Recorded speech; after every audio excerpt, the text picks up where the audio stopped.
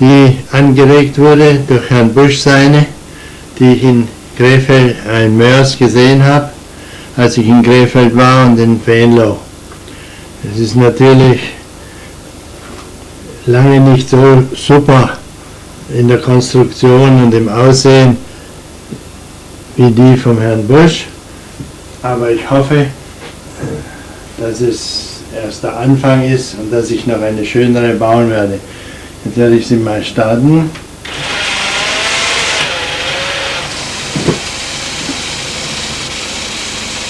Hier ist natürlich nicht viel zu sehen aus dieser Richtung.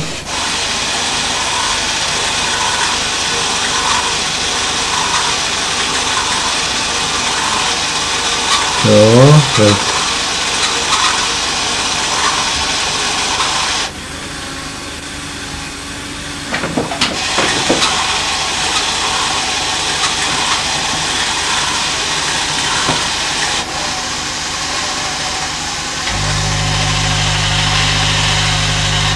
Jetzt hatte ich noch die Druckluft vergessen. Das ist halt für die Halter von der Styroporplatte hinten am Greifer. Jetzt wird ein Tannenbaum ausgeschnitten. Das ist jetzt leider nicht zu sehen. Das ist fast schon am Ende. Für das letzte durchgeschnitten, der Baum fällt herunter, das ist nicht so schön. Da muss ich auch noch was erfinden. Jetzt wird das Teil abgeschnitten.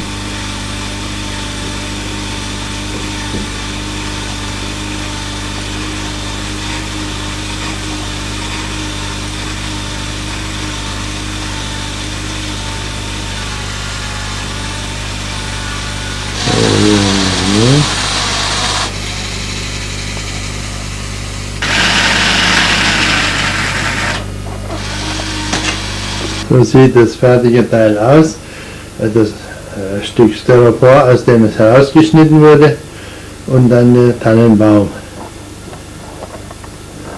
Das war nicht so einfach zu programmieren, aber es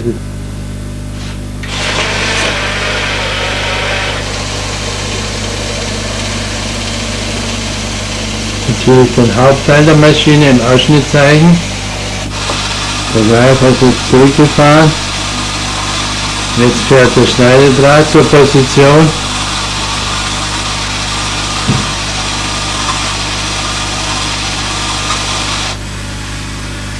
Da ist der Stamm angeschnitten, der erste Zweig.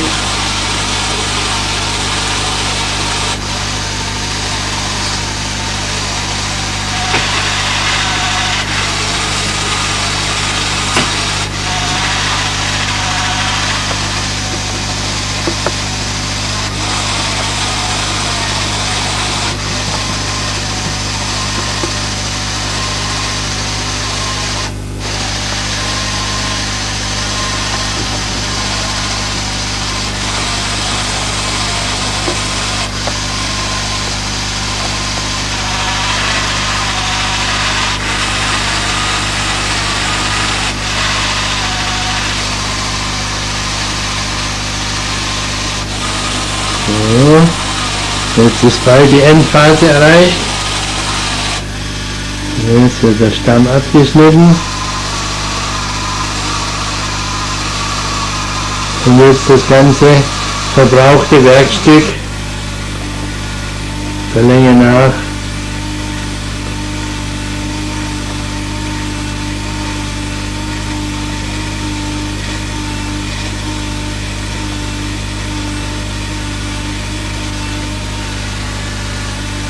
in der letzten Phase wird auch der Strom abgeschaltet, dann geht es ein bisschen zurück, dreht herum und lässt das Teil ab.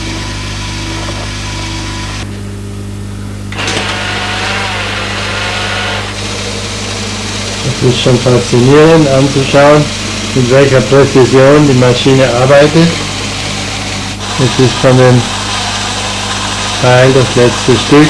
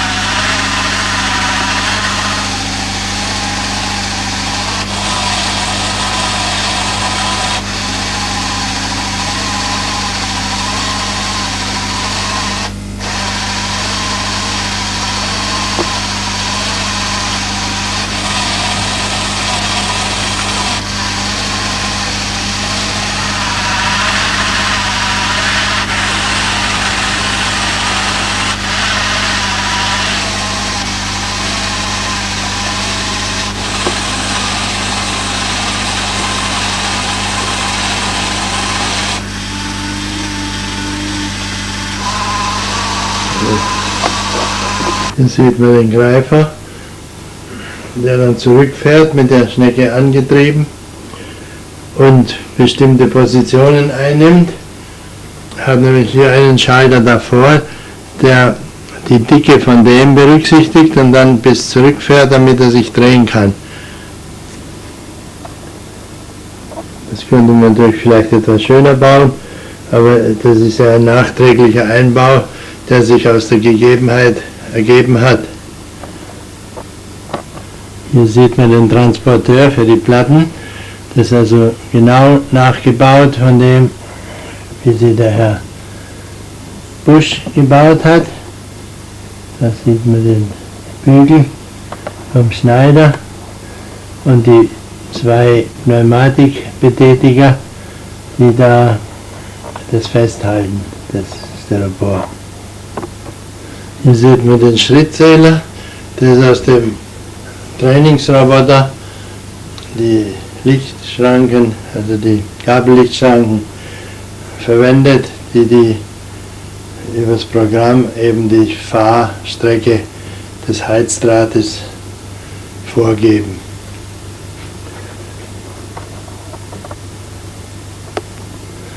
Der Heizdraht wird hier über den Trafo aufgeheizt und hier über das Relais gesteuert. Das ist also eine ganz einfache Sache, als Impuls in den Computer gegeben und auch abgeschaltet. Die Endtransport, also der erste Transport, ist hier zu sehen. Da ist eine Überwachung eingebaut mit einer Optokoppler. Einen Großteil der Maschine nimmt das Magazin für die Styroporplatten ein.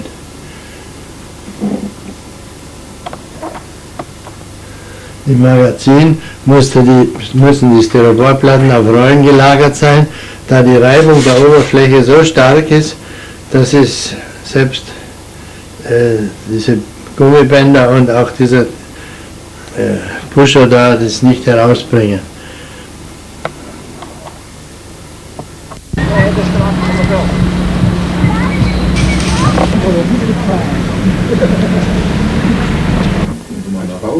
Ja, Icarus. Ja, den habe ich gelesen. Ja, funktioniert das Flieger ist. Das gab es in einem der Südwestrundfunkbeiträge, war das so zum Schluss. Die Firma, von der er diese Solarzellen gekriegt hat, die konfektionieren für Fischer die Sachen. Mhm. Die haben selbst der machte das. Ja, der konfektioniert das alles für die. Mhm. Das ist wie die rote Bauplatte. Und da habe ich mir das nochmal als Einzelteil mitbestellt. Denn ich hatte den mal hier draußen stehen und da ist mir was aus dem Regal direkt auf die Solarzelle gefallen. Ja. Und da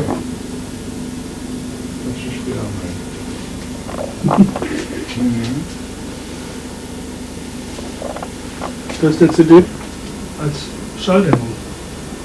Was macht das auch? Ja. So hört sich das vorher an. Ja. Ja.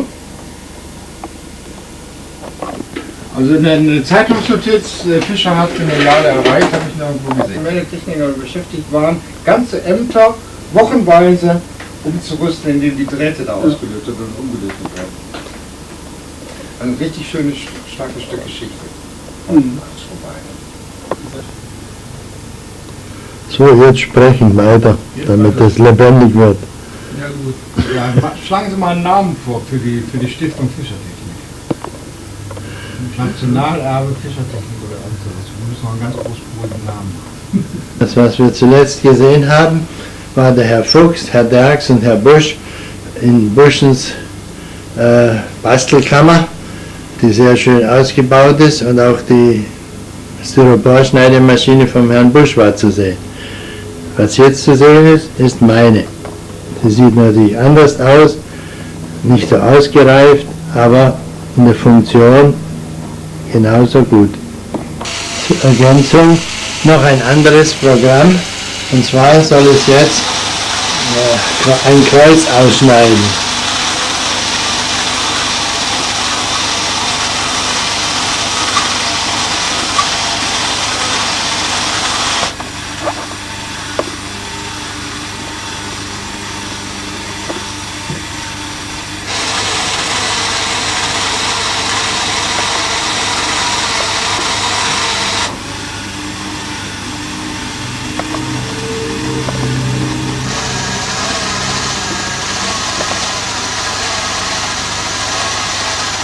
Ja, der überstrahlt es so stark, dass man das nicht so genau sieht.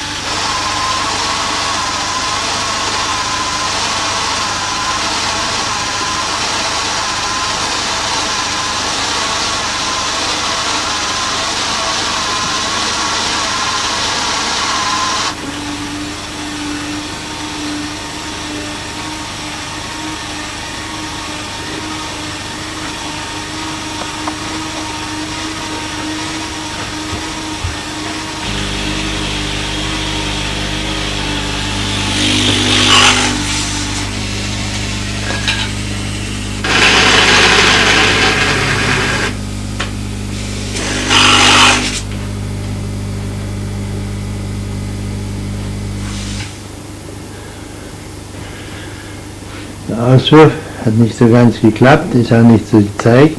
So schneidet das Ding aus. Das fertige ausgeschnittene Kreuz. Das sind alle Schnitte Rechtwinkel. Das ist ein zweiter Styroporschneider, und zwar schneidet er Kreise aus. Es ist nur ein Prototyp, der also noch verbesserungsfähig ist. Wenn ich es in Betrieb nehme, das Teil wird also eingefahren, wird hochgehoben, festgepresst.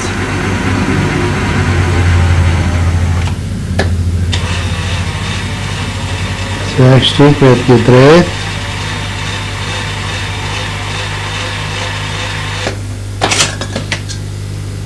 Und das Teil wird ausgeworfen. So, jetzt nochmal, weil es so schön war.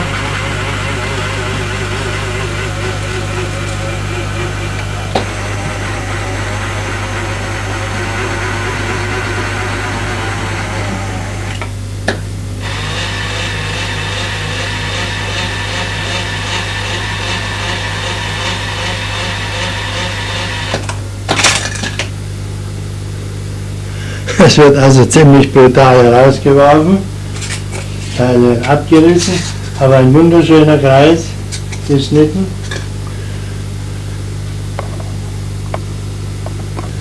Jetzt aus einer anderen Perspektive geht es in die Referenzstellung.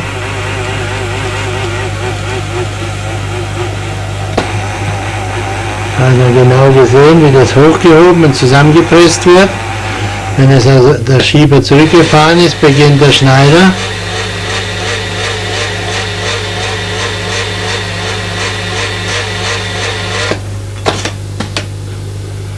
So, jetzt hat es nicht ganz ausgeworfen. Jetzt nochmal aus einer anderen Perspektive.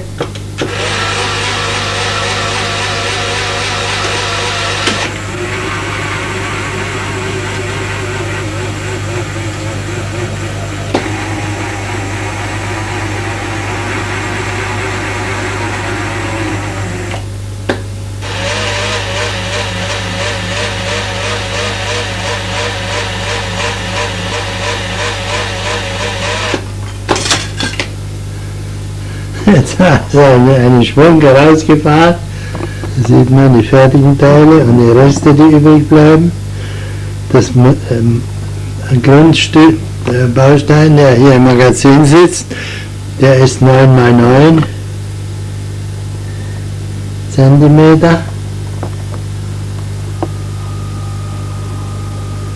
Das ist der Schneidekopf mit der Anpressvorrichtung, der von unten her hochgehoben wird.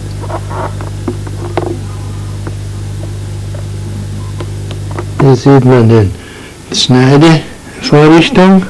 Hier ist die Schneidedraht eingespannt und hier wird das Werkstück, das untere Teil erhebt sich, der wird pneumatisch hochgehoben mit der oberen, die läuft frei, festgepresst und dieses viereckige Werkstück, was dazwischen steckt, das wird gedreht, wie man schon auf den Bildern gesehen hat, und abgeschnitten. Es gibt einen wunderschönen Kreis und wird dann durch einen pneumatischen Auswerfer ausgeworfen. Das ist der Schieber, der so groß sein muss, da die Werkstücke ja 9 x 9 cm groß sind. Die im Magazin haben an diesen 8 Stück Platz und können nacheinander ausgefahren. Hier sind die Elektromagnete für die 3 Arbeitsgänge, festklemmen, auswerfen und den Heizdraht, Schneidedraht vorfahren. Das ist hier dieser Zylinder. Der dritte Zylinder, also der fürs Auswerfen, ist der überdimensionierte von Herrn Busch. Das ist der Herr Busch, sein Dino, angetrieben über den PC.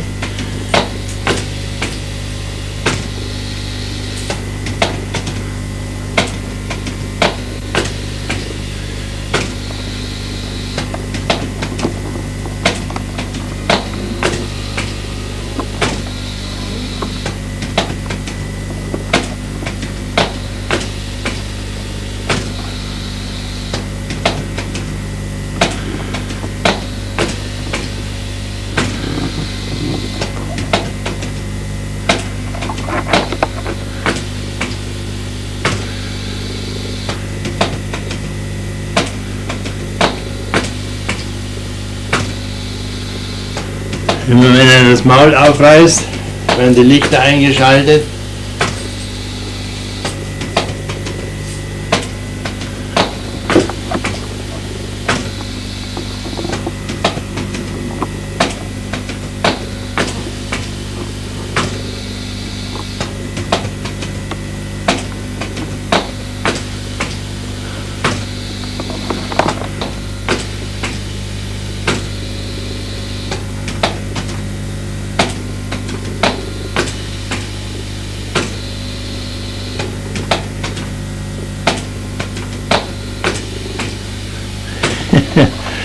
Ist ja lustig anzusehen.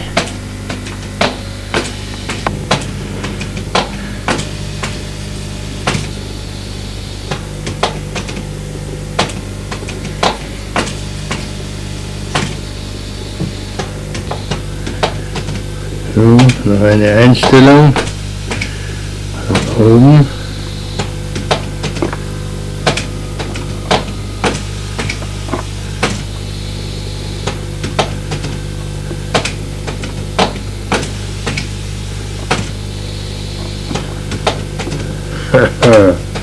Sieht ja ganz toll aus.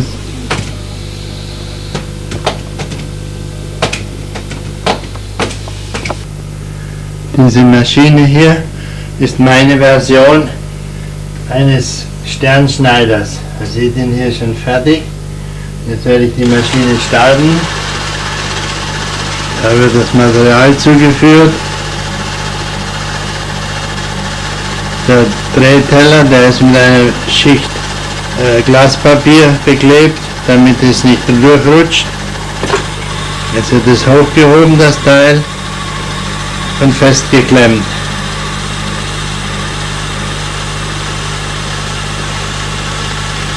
Wenn der Schieber zurückgefahren ist, wird der Heizdraht eingesetzt. Dieser schneidet jetzt 6-mal die gleichen Rhythmus und am Ende kommt dann der Stern heraus.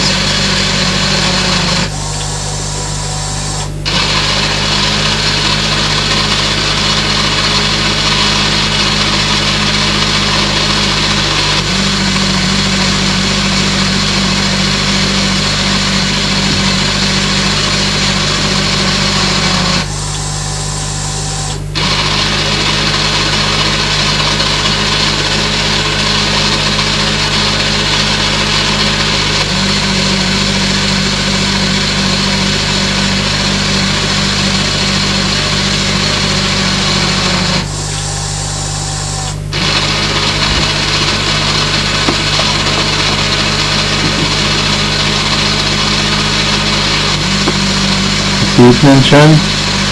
Die erste Zacke ist ausgeschnitten.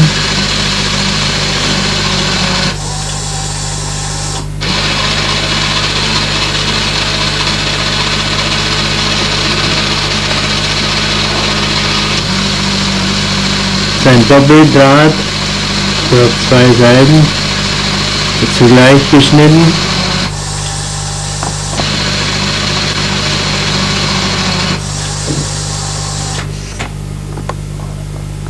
Jetzt hat es nicht ganz durchgeschnitten, aber bis auf ein kleines Stückchen ist der Stern fertig.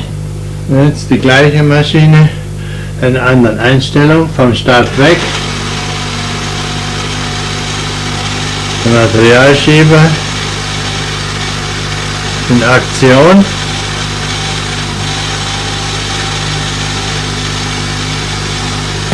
Das Werkstück wird hochgehoben.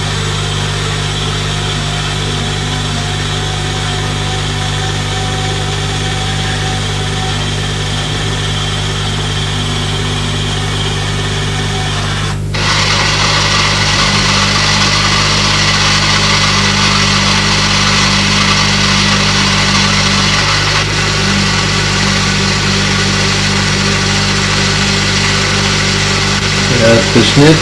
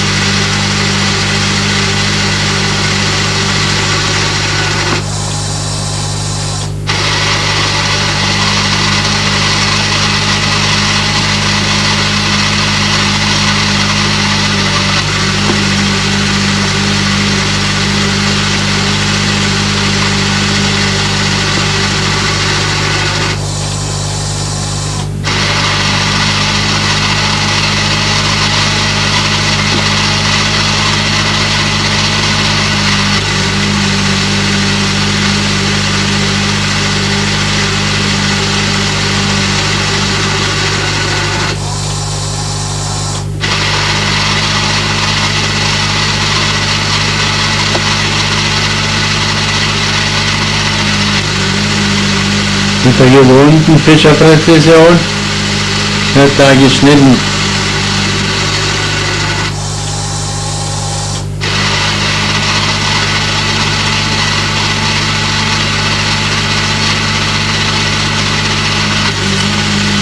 Der Stern ist fertig.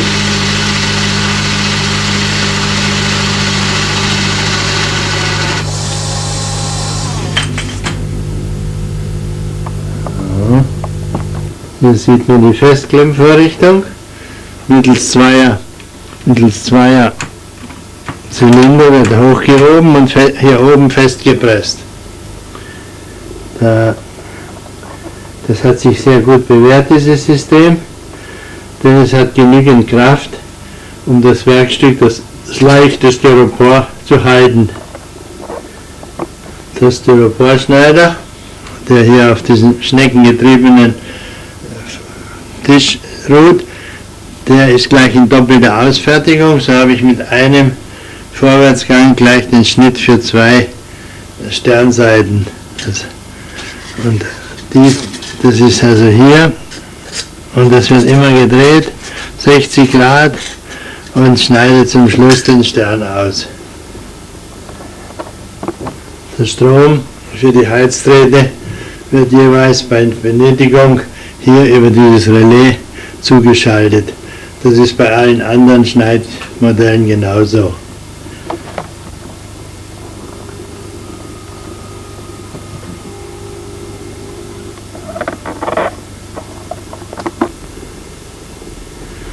Das ist jetzt eine abgespeckte Version von dem Tannenbaumschneider.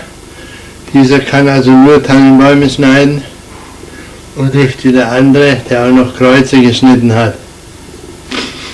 Das Einschalten geschieht über das Vorschieben dieses Werkstückes. Jetzt will ich mal einen Kompressor dazu schalten und dann kann es losgehen.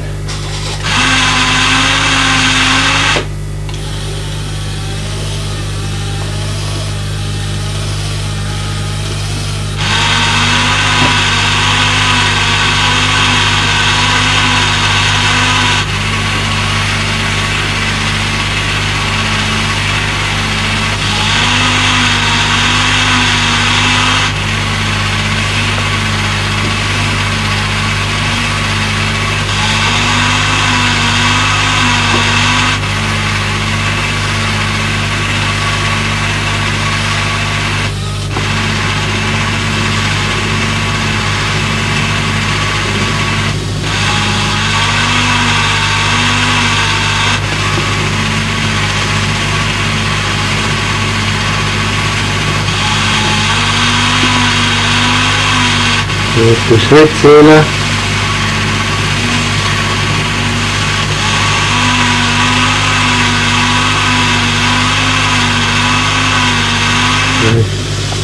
Der Tannenbaum gleich fertig.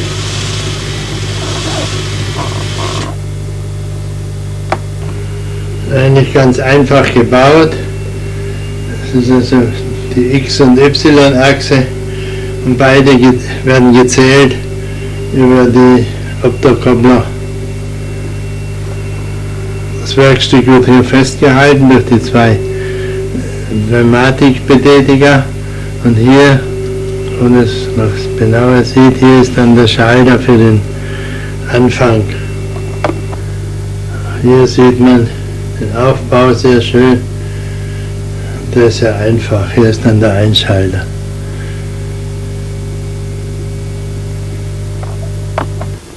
Hier sieht man das selbstgebaute Impulsrad. Hier ist wieder ein Relais zum Schalten des Heizdrahts. Alles andere ist ja ziemlich klar und deutlich.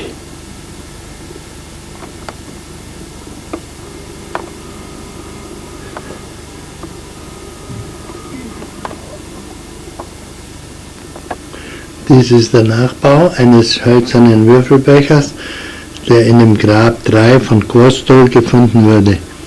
Wahrscheinlich ist das ein Pharaonengrab. Ich kann eigentlich nicht feststellen, ob Quostol ein Ort oder ein Grabnamen ist. Man wirft also diese Würfel hier oben rein und dann kommen sie unten raus und es kann also nicht gemogelt werden. Das kommt immer.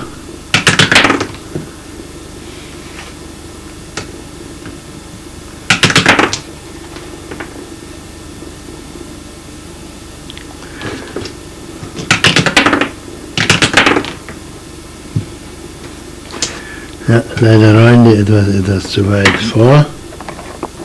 Wir hoffen, dass es etwas besser fällt. So.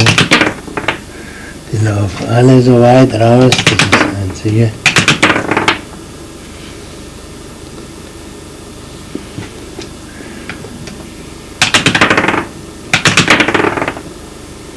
Ja.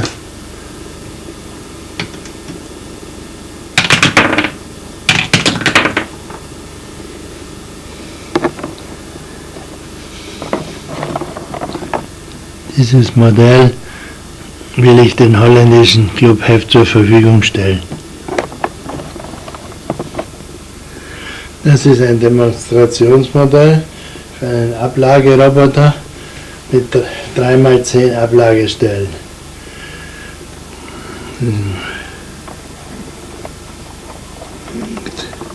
Jetzt wird es gleich anfangen zu laufen.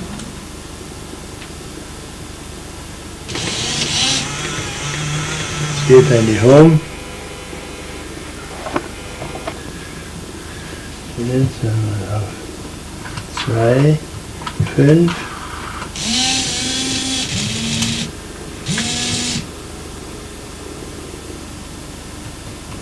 3, 3.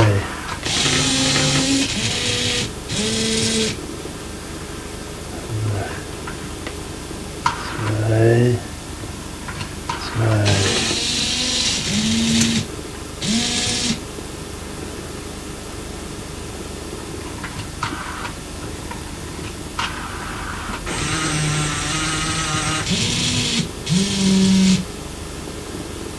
Nicht abgelegt, warum?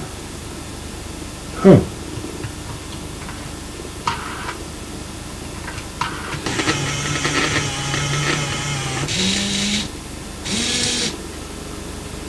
Ja, was soll das?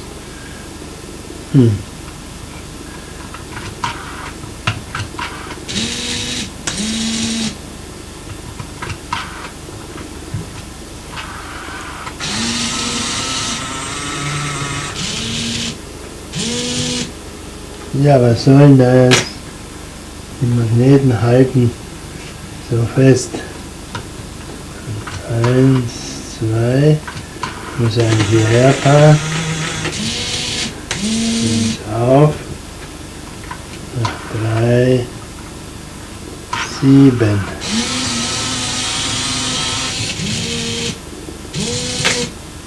Das hat er wenigstens abgelegt. Und das ist jetzt 0, 2, 0.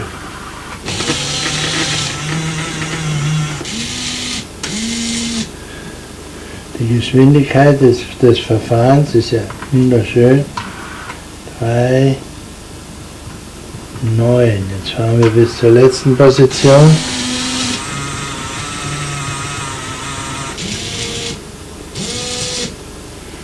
Da hat er wieder nicht abgelegt.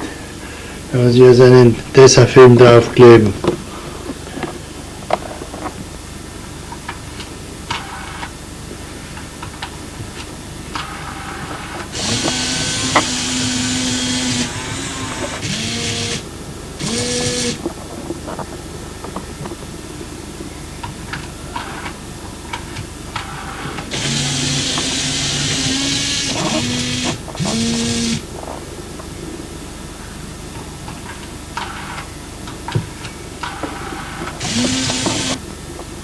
Beachtlich ist die Geschwindigkeit, wie dieses Wägelchen verfährt.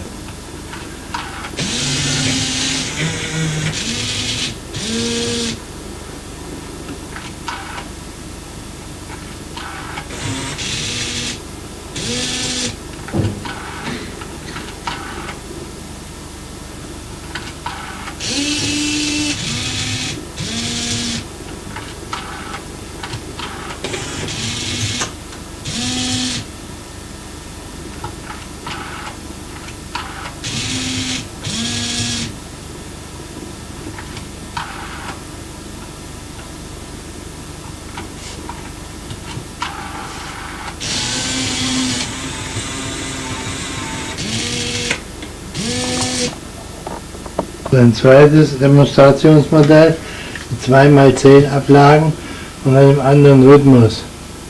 Wir haben also hier das ist auf 2 gefahren und das ist auf 1. Da ist nichts drin, kann er nichts aufnehmen. Jetzt nehmen wir das auf 2, 2. Jetzt holt er das.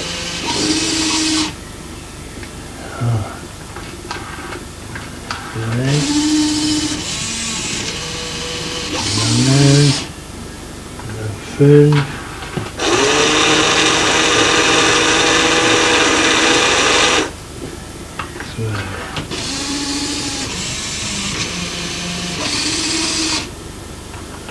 4. 1.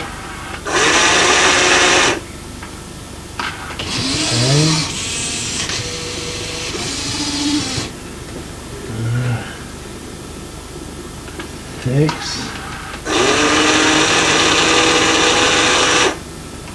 2.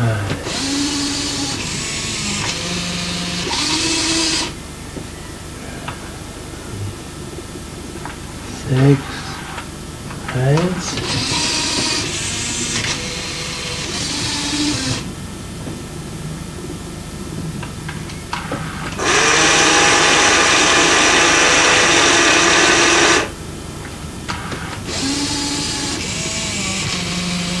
Man sieht, klappt es wunderschön. So, nehmen wir wieder ranholen.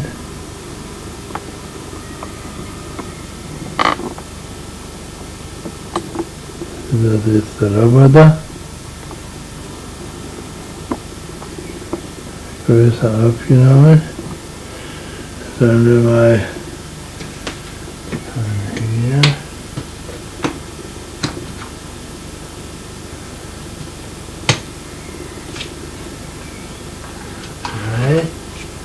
Und 1. Und hier. Und links von 3 auf 3, 2. Auf die Seite. Oh. Jetzt haben wir es daneben gelegt. Hier haben wir nochmal einen 4. 2. Ja, da ist nichts drin. 5. 2.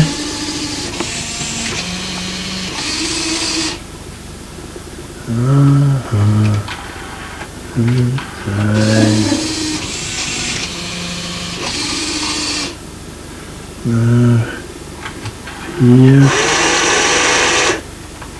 2. Also man sieht, es funktioniert einwandfrei. Jetzt will ich noch ein drittes Modell, also eine Art Materiallager mit telefonischem Abruf. Mal holen.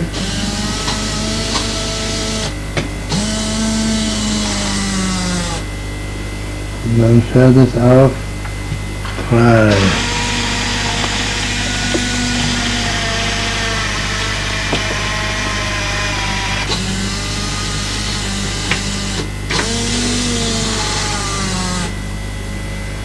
Und dann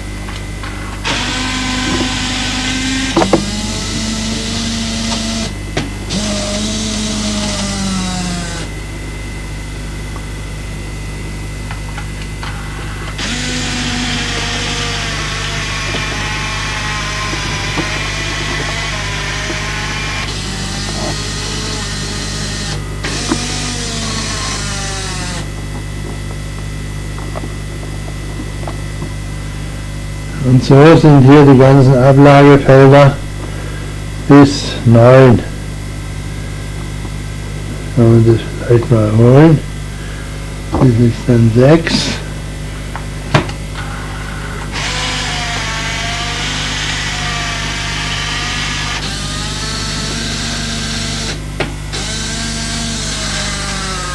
Und das geht auf 2.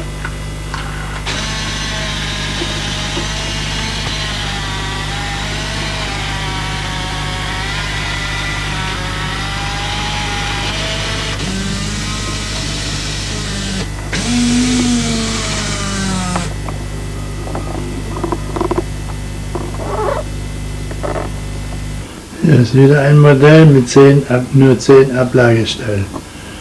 Also das sind im Kreis herum angeordnet. Sollen wir das mal ganz zeigen.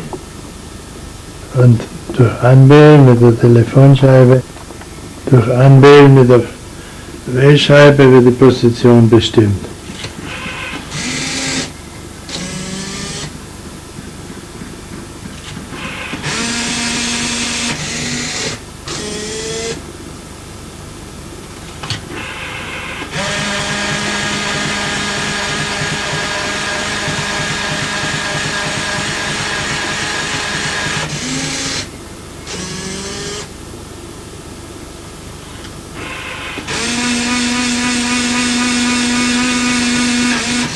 Oh, jetzt haben wir da ein Leerfeld erwischt.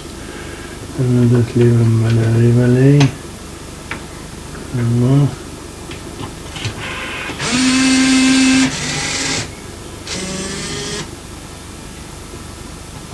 Jetzt werden wir links rumfahren.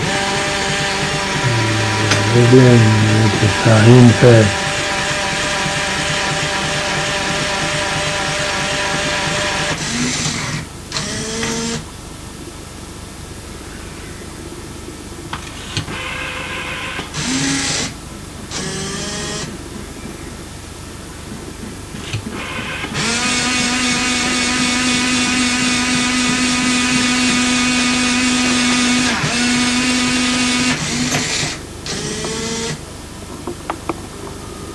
Sieht also, dass hier alles schwarz drin, weil da die Optokoppler die Positionierung vornehmen. Und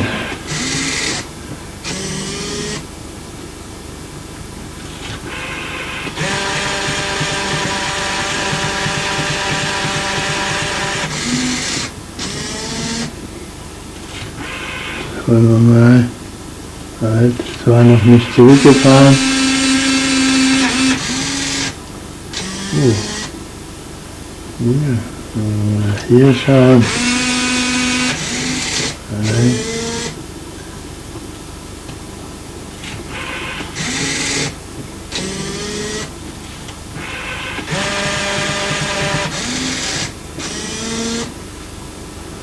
Ja, hängt wieder mal fest, wenn man sich wirklich etwas dahin kleben.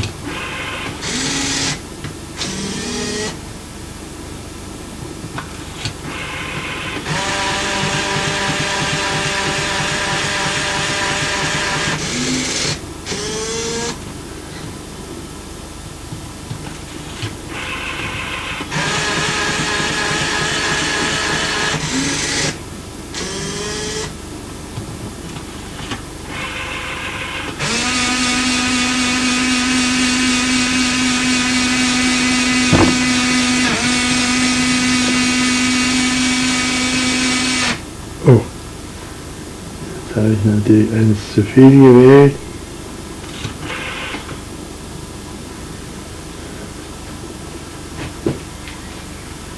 Da ist etwas schief gelaufen.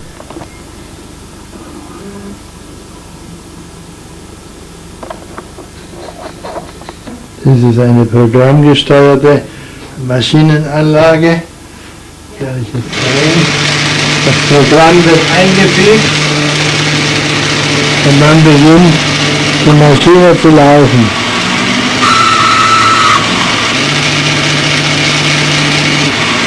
Hinten sieht man die Magazin.